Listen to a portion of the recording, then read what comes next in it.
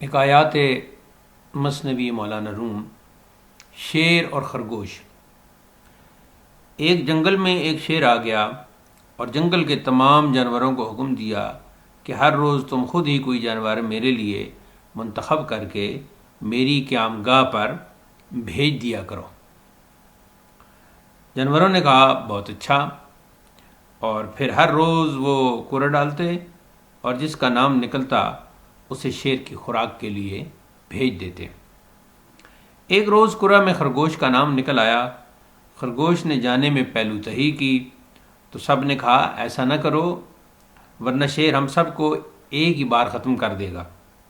خرگوش نے کہا اللہ کا نام لو، خدا نے چاہا تو میں شیر ہی کو ختم کر کے واپس آؤں گا۔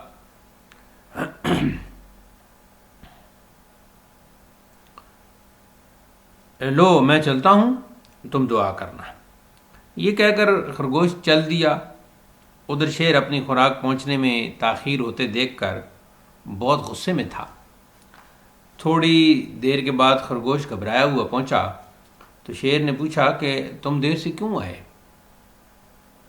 خرگوش بڑی عاجزی سے بولا حضور آج آپ کی خوراک کے لیے ہم دو بھائی آ رہے تھے کہ راستے میں ایک اور شیر مل گیا اور اس نے ہم پر حملہ کر دیا۔ میرا ساتھی تو اس کے قبضہ میں آ گیا اور میں کسی ترکیب سے بھاگ آیا۔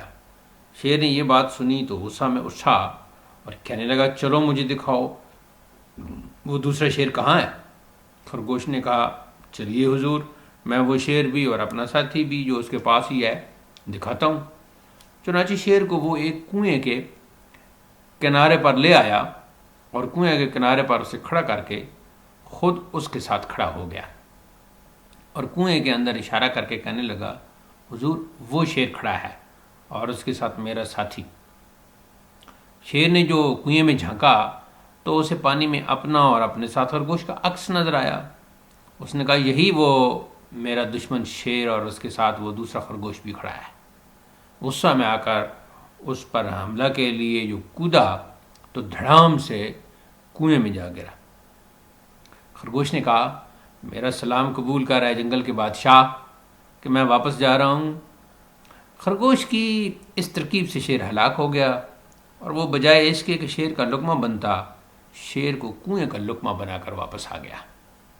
تبصرہ: شیر نے اپنے عکس کو اپنا غیر سمجھ کر اس پر حملہ کر دیا، حالانکہ یہ اس کا حملہ خود اپنی جان پر تھا۔